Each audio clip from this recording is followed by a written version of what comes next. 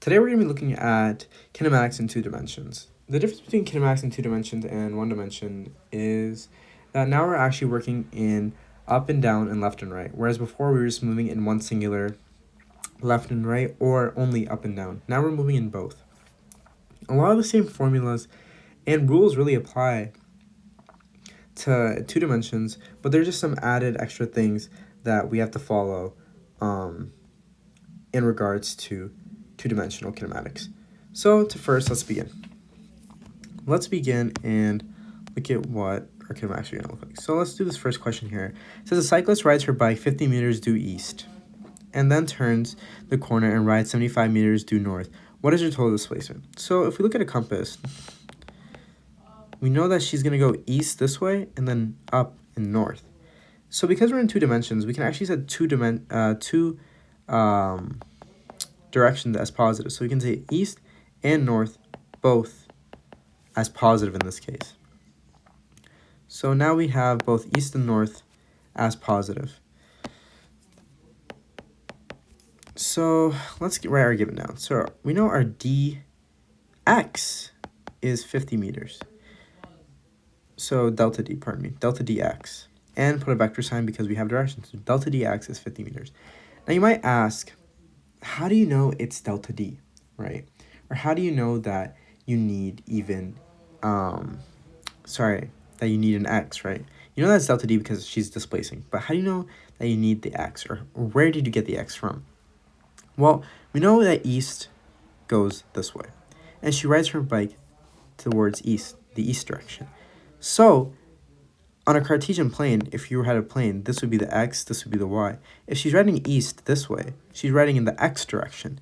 Then she goes up towards the y direction. So then when we write delta d y, we can put that equal to 75 meters. Now we have our two directions. We have the x direction and the y direction. Now we're required to find is her displacement. So we're looking for delta d. How are we going to get delta d? Well, if you think back to last year, possibly, in Pythagorean theorem, you may remember that if you have a triangle like this, if you have a right angle triangle, and these are your x's and your y's, or maybe your a and your b, pardon me. This is going to be your total, right? This is going to be the total length between these two. This is your true total, your hypotenuse is your true displacement. In this case, we're actually looking for the hypotenuse because we have, let's say she rides her bike this way, right? She goes 50 meters east, and then she goes 75 meters north. So we can write 50 meters, so we can write delta d x is equal to 50 meters. We don't need to put the vector anymore because we're going to put our direction in our triangle here. It's a right angle triangle always. Make sure you put your arrows to show which way it goes. So it first goes this way, then it goes up, and then from the hypotenuse straight, it would just go that way. But make sure to put your direction in your triangle so then you can drop the vector here. And then we know that her delta dy is just 75 meters.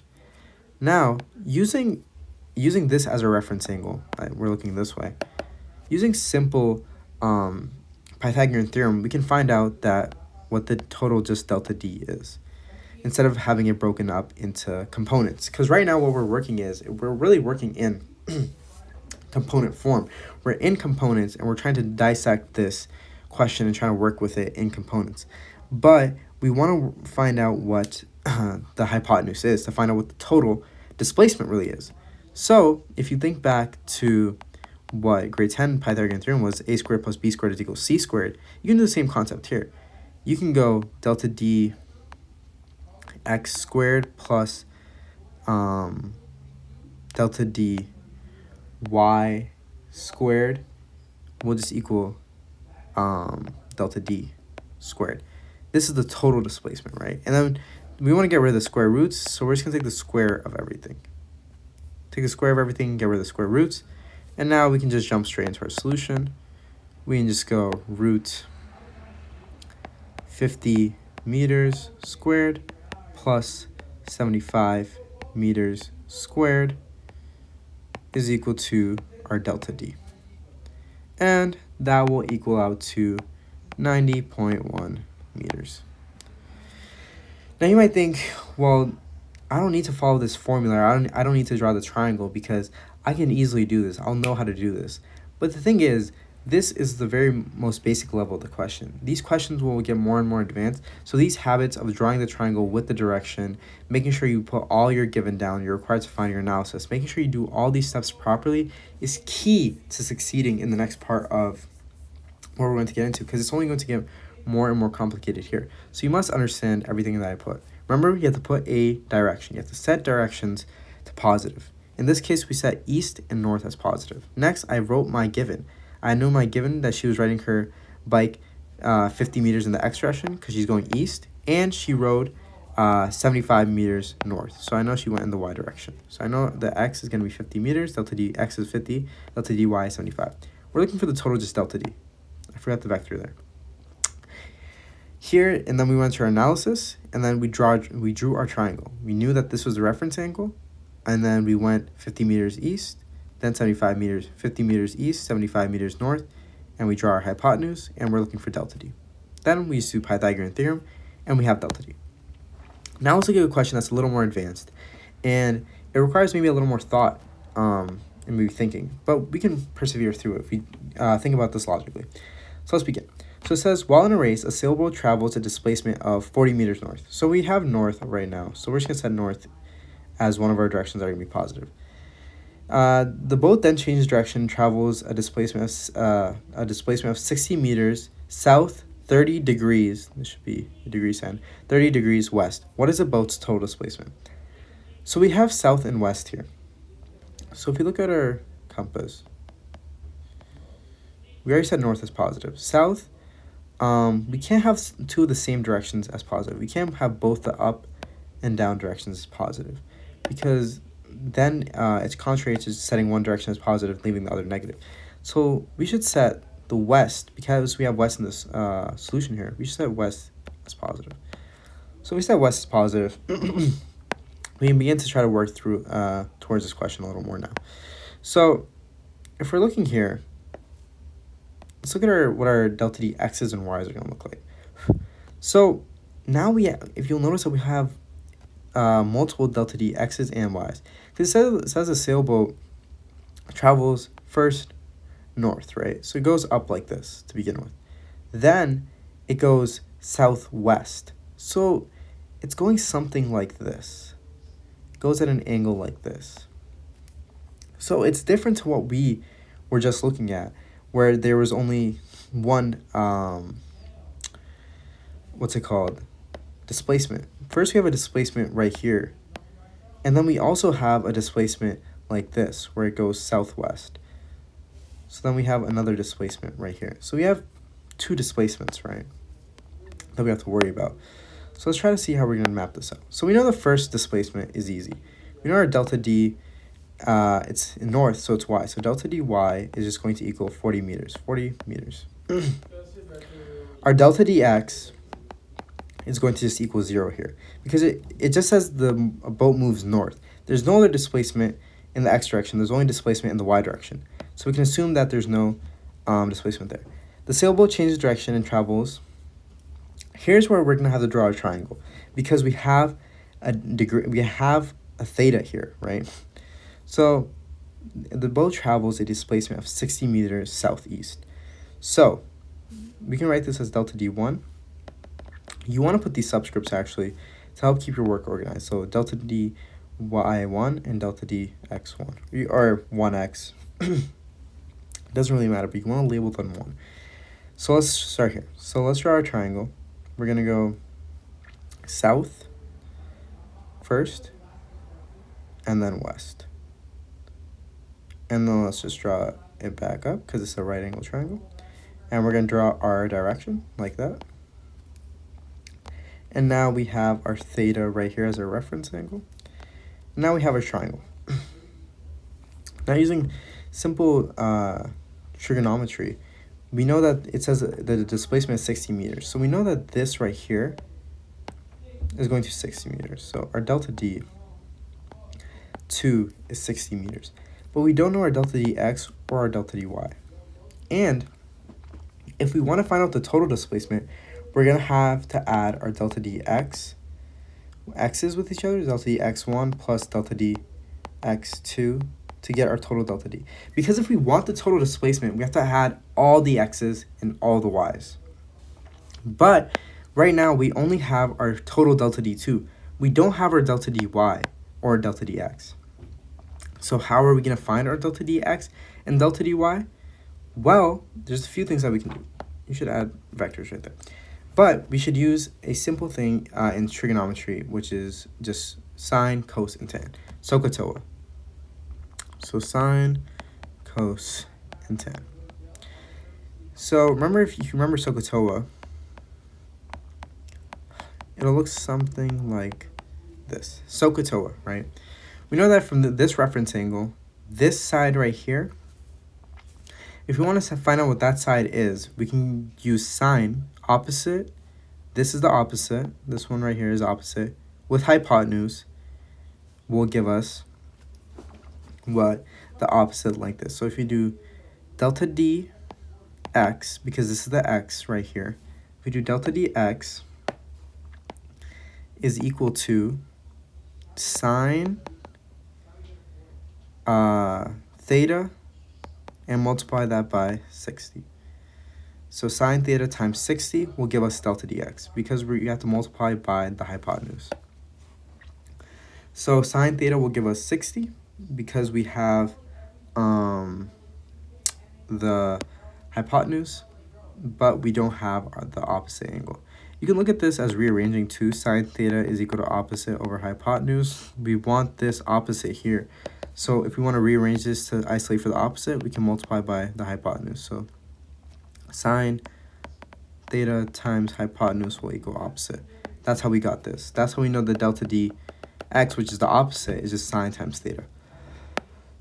So now that we have that, we can go on to the next part. Now we're looking for delta dy. Delta dy is going to be, out of these trigonometric ratios, we know that we're looking for this one is this side is adjacent to this reference angle. Like it's adjacent to this reference angle. So if we want to use something that's adjacent to the angle, we know we're going to use cos, because this is adjacent over hypotenuse. And if you look at the same thing that we did for sine, if you want to rearrange, you can go cos theta is equal to adjacent over hypotenuse. You can isolate for adjacent by multiplying by hypotenuse, and you get cos theta times hypotenuse is just equal to adjacent, right? Our adjacent side length. So we know that the adjacent side length is going to be cos theta times 60. And remember, our theta is equal to 30 degrees. So we can just put theta is equal to 30 degrees. Now you can calculate these values here and proceed, or calculate them later. It doesn't really matter. It's up to your choice, but that's what we need. Now we have all our given and stuff down. Now we can really move on to the next part of this, because the next part of this isn't much harder. We actually did all the heavy lifting right now. So now we can just go into our analysis. We know delta dx is going to be, if we want the total displacement in the x direction, it's going to be delta dx1 plus delta dx2. It's the combination of the displacements, right? So we know that the delta dx1, oh, pardon me, these are the second displacements, right? So these are delta dx2, delta dy2. These are the second ones. But we know that the delta dx1 just drops out to 0. So delta dx is equal to delta dx2. So we know that the second displacement is the only displacement in the x direction. Now that we know that, we have to go to the y direction. We know delta dy is equal to delta dy1 plus delta dy2. In this case, actually, you'll notice that we said north and west as positive. South is going downwards. So south we didn't set as positive. So it's actually negative. So our cos here actually should have a negative up front, because this is going to be a negative value in these brackets. Whatever we get is going to be a negative because we set south as negative. So our delta dy2 will have a negative value. So let's see what this ends up being. So we can go into our solution from here. So we know delta dx will just equal, we can just sub in what we have for delta dx here, which is sine theta is equal to, sine theta times 60 is equal to delta dx. So we can just go sine 30 degrees times 60 is equal to delta dx. So if you plug that into your calculator, you will get 30 meters. Pardon me, these should have meters in front because we are working in meters.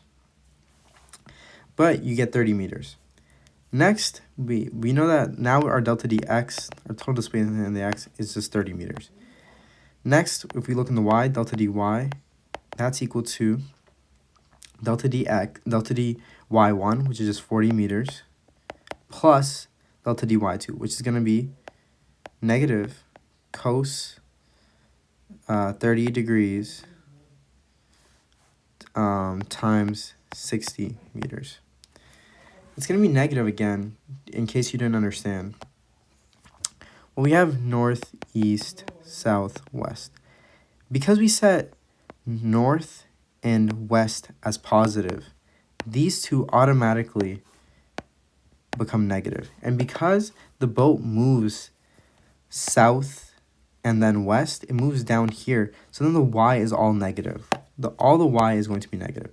So you have to keep that in mind when we're working in this question here.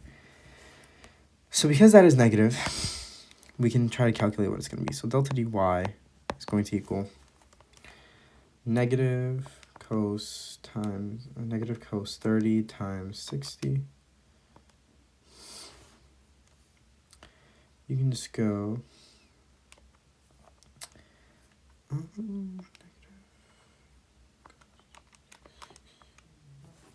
so you get 40 meters minus 52 meters after rounding.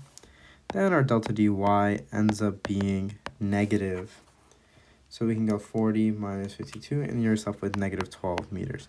Now you might be wondering, how can we have a negative amount for our meters, right? Like, how is that possible? Like, how can we have a negative distance traveled? Well, we don't have a negative distance traveled. We have a negative distance in a direction, right? So this is actually, you can also write this as delta dy is equal to 12 meters south. But because we want to have the direction inputted already, we just write the negative in front. Now that we have this, we can write our triangle, and now that we have our total displacements in the x and y, we can begin to use our triangle and figure out what our actual real total displacement is. So we know that the x is positive. So the x is positive, so look at what x value we have as positive here. We have west as positive. So we can go west, it's going to go west, and then it's going to go, because our y value is negative, we know that it's going to be in the it's going to be opposite of whatever we have positive here. So we said north is positive, it's negative, so it's going to be down here as negative. We go here, we built our triangle. It doesn't matter if you put your reference angle here or here. It's really up to your choice. It just depends how you made your triangle. So we set our reference angle here as theta because we don't know what the angle is. And we can set our values. So we can put 30 meters. Make sure you put your directions in your triangle. And you can put delta dx is equal to 30 meters. And delta dy is equal to negative 12. Actually, you don't need to put the negative sign. Because we already have our direction in here, there's no need for negative sign. So delta dy is equal to 12 meters. Now that we have this, we can use Pythagorean theorem to find out what our true delta d is. And that is just going to be root 30 meters squared, plus 12 meters squared is equal to delta d, whatever delta d is. That's going to be 30 squared plus 12 squared, which ends up being 32 meters, delta D. But we also need to find theta here because we don't know what direction it's going in. And to find theta, we can use another one of our trig properties, tan, because we have the opposite right here. We have the opposite right here, and we have the adjacent right here for our reference angle. So we can just do tan theta is equal to opposite over adjacent. And to get theta by itself, we can do tan inverse. So we can do theta is equal to tan inverse of our opposite, which is 12 meters over 30 meters. And we end up getting, after we do tan inverse, you get 12 over 30. You get 22 degrees. So your final answer for this question would be 30, your final answer for this question would be 32, 32, and we have to input our theta here. So because we went this way in the west, we put west first, then we put 22 degrees because that's our theta right here, and then we went downwards here, so we put that as south, and that is our final. So delta D is equal to that. That is the complete answer for that question. Just to reiterate, because the first time, even when I saw this, I was having lots of trouble trying to figure out how the question worked, why there were so many different things that we have to do just to get to this answer. You really want to just keep practicing. That's really the end. That's really like the whole story. Just make sure you set your directions as positive. Then, because you have multiple displacements, you have your first set of displacements right here, and your next set of displacements right here. But that you want your total displacements, right? So you want the total displacements in the x direction and the y direction. So I'd always recommend getting your displacements in the x and y, then combining them. Right here, there was no displacement in the first set for the x, so we just dropped that out. We knew that the only displacement happened in the second set. So that's why our total displacement was whatever was in the second. And then our y was the same. We had two displacements. We just had to add them, and now we had our total displacement in the x and y. After we have those, we just have to recombine them. And by recombining, I mean drawing your triangle with whatever. If you have a positive x, then use whatever direction you set as positive before. And if you have a negative y, then use whatever direction you set as negative for the y. Draw your triangle, then draw your thetas, and draw your directions input your directions, and use Pythagorean theorem. And then after that, use simple trig ratios like tan, and you should be able to get your degrees. The only difference with if you use this angle right here would be that instead of 22, I believe it would be 68, because a full triangle, because it's right angle triangle, it should be like a 90 degree, so it should just be the opposite.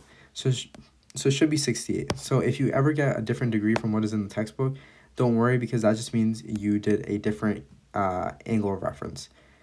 But I hope this all helps. This is one of the toughest parts to understand about kinematics. But you just have to really just keep trying over and over again, and you will get it. Remember, physics rocks.